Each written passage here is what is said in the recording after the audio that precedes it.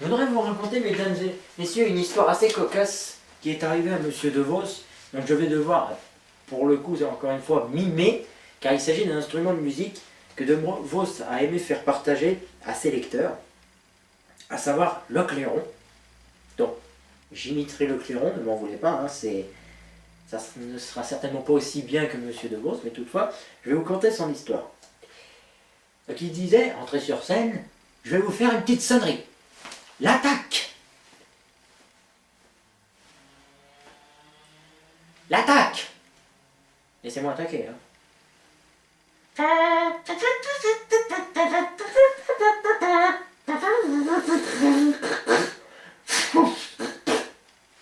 Oui, parce qu'à ce moment-là, l'artiste fond là et dit chaque fois que je ressens une attaque, je repense à mon grand-père. Excusez-moi. Parce que mon grand-père a rendu son dernier souffle dans le clairon. Sur le champ de bataille, s'il vous plaît. Il sonnait l'attaque et l'ennemi a attaqué. Il a pris un boulet dans le pavillon, il a avalé l'embouchure et il a rendu là.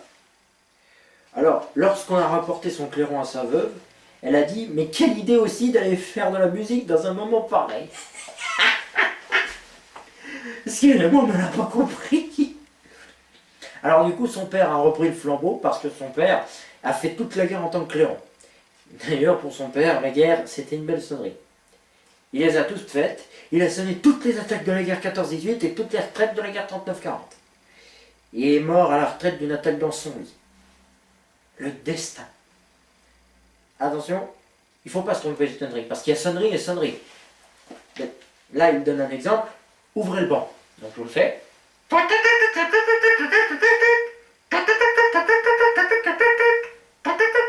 Etc. Bon. Fermez le banc. C'est la même chose. Alors imaginez le soldat qui n'a pas entendu qu'on ouvrait le banc. Et bien quand c'est la fermeture, il croit qu'on l'ouvre. Alors il attend qu'on le ferme. Et quand on l'ouvre à nouveau, il croit que c'est la fermeture, il rentre chez lui. C'est comme ça qu'on perd les guerres. Parce que j'allais dire, les clairons, ils sont tous un peu sonnés. Excusez-moi. Hein. Par contre, en ce qui concerne son voisin, lui c'est le cas, c'est vrai. Son voisin, c'était son professeur de clairon. Alors que pendant la guerre, il était porte-drapeau. Il a réellement pris d'ailleurs l'habitude de brandir un drapeau, que depuis qu'il n'a plus de drapeau, il ne brandit plus. Il est hébété. Oui, parce qu'un homme qui ne brandit plus, il est hébété. Quelquefois, il entend sa femme qui lui crie « Mais brandis autre chose !» Il lui dit « Non, c'est un drapeau ou rien !» Elle lui dit « Accroche un drap blanc au bout d'un manche à balai et brandis-le !» Elle lui dit « Capituler jamais !» De plus, il n'a pas d'oreille, il n'entend pas ce qu'il joue. Vous vous rendez compte, un clairon qui n'entend pas ce qu'il joue. Ce qui explique d'ailleurs pourquoi pendant ses répétitions, De Vos disait de son prof « Alors vous savez comment ça se passe. Alors quand il me donne une leçon, il me dit « Écoutez, on perd un temps fou. » Alors il me dit « Voulez-vous me prêter une oreille attentive? Parce qu'il paraît que quand on prête l'oreille, on entend mieux. » Eh ben c'est faux. Eh ben c'est faux. Il m'est arrivé de prêter l'oreille à un sourd, il entendait pas mieux, hein? Bon, ça fait partie de ce phrase tout fait, n'est-ce pas? J'ai ouï dire qu'il y avait des choses qui rentraient par une oreille et qui ressortaient par l'autre. Alors écoutez, mesdames, messieurs, très sincèrement, je n'ai jamais rien vu de mes yeux voir quelque chose entrer par une oreille et encore moins sortir par son extrémité. Mais il n'y a qu'en littérature qu'on voit ça, évidemment. Dans Rabelais, nous lisons que Gargamel a mis Gargantua au monde par l'oreille gauche. Ce qui sous-entend que par l'oreille droite, il devait se passer des choses, dites-le. Hein? Bon, des cris de chuchotement. Hein? De quoi vous faire dresser l'oreille. Le verbe ouïr, au présent, ça fait joie. Joie. Mais si au lieu de dire j'entends, je dis joie, les gens vont penser qu'est-ce que j'entends joyeux. Alors qu'est-ce que je peux entendre peut être particulièrement triste?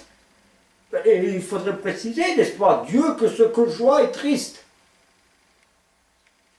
Joie, tu vois mon chien qui aboie le soir au fond des bois? Il voit. Oh là là, vos oeillets, ils voient. C'est bête. Loi. Et loi. ce que nous ayons loi loi-t-elle. Pour peu que l'oreille on dit lui, alors, lui de loi de lui à lui. Et alors, pour peu que loi appartienne à un Louis, alors, lui de loi de lui à lui. Ah oui? Et que lui de loi de lui, et lui tout wawa. Et quoi tout wawa? Tu wawa comme un chien boit le soir au fond des bois, tout wawa, wawa, quelle loi. Et au passé, ça fait jouir. Jouir, il n'y a vraiment pas de quoi. Chaque fois que je repense à loi, je repense au petit poussin que j'ai mangé hier soir. Ah bah oui, il faut que je vous dise. Écoutez, hier je suis entré dans une auberge, vous savez, pour y dîner, et sur la carte il y avait marqué poussin rôti. Alors j'ai commandé un poussin rôti, et j'ai mis un petit poussin dans le nasse. Ah non, je n'ai fait qu'une bouchée dans mon gros ventre.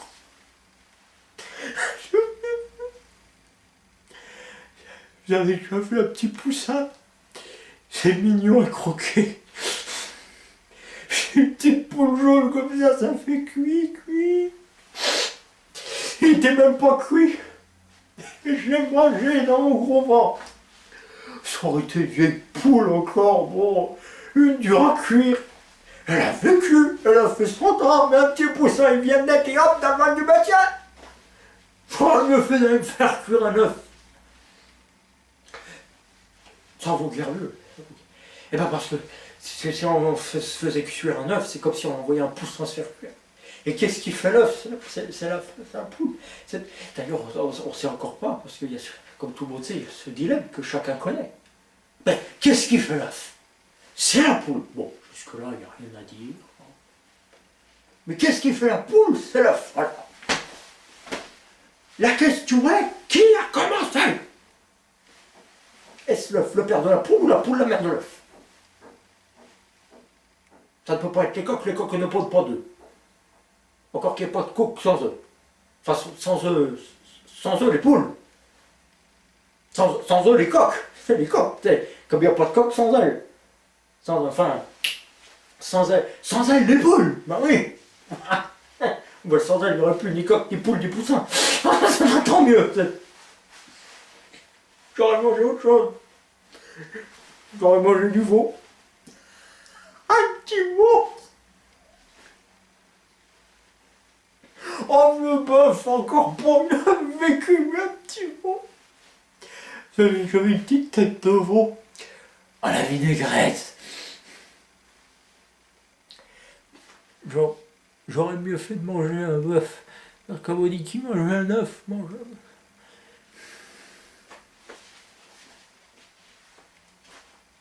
Je suis comme l'ogre qui aurait bouffé le petit poussin. Un petit pousset. Vous avez déjà vu un petit pousset? C'est comme un petit poussin mais avec des bottes.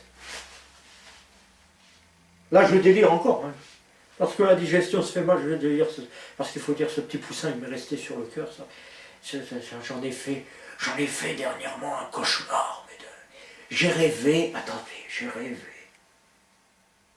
j'ai rêvé que j'étais le docteur Jekyll et son lion Hyde.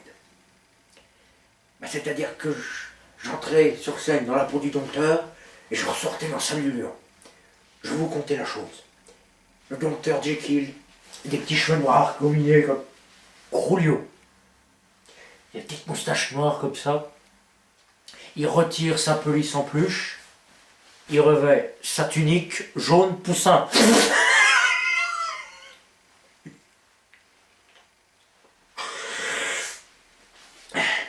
Il brosse ses petits cheveux noirs gominés, il arrange sa petite moustache, il sort des vestiaires, on sent qu'il a bouffé du lion.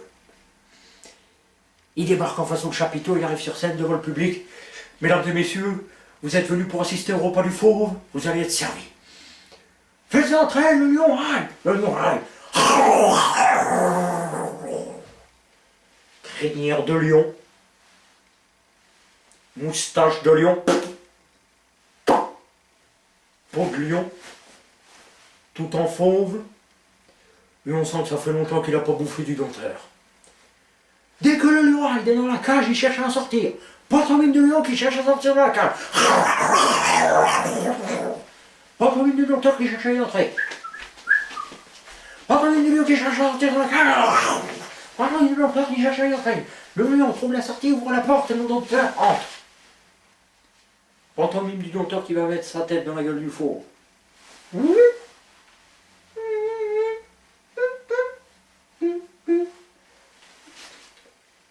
Et au moment où le lion va pour refermer sa gueule, le dompteur Jekyll se dégonfle. Mais se dégonfle, littéralement. Il rapetit, il devient tout petit. Le lion voyant un tout petit dompteur. Un gros ventre, un tout petit dompteur. Ça est un vieux professionnel encore beau. Il a fait que un petit dompteur. Avant de finir dans les entrailles de la bête, le dompteur Jekyll entend le temps crier « Et le spectacle quand il gloupe !» Alors sur les gradins, les gens, c'est le rire à l'ancienne, tu vois, du cirque. Le lion repu, au lieu de regagner le bestiaire, il regagne le vestiaire. Il brosse ses petits cheveux noirs gominés, il arrange sa petite moustache noire, il retire sa peau de lion et il revêt sa pelisse en peluche. Et le dompteur Jekyll rentre chez lui. Sitôt la porte fermée, il retire ses petits cheveux noirs, en dessous il y a une grosse crinière de lion. Il brosse, il enlève sa petite moustache noire, dessous il y a une grosse moustache de lion. Et avant de retirer sa pelisse en peluche, il va aller ouvrir la fenêtre pour aérer un peu, car ça commence à sentir le fauve.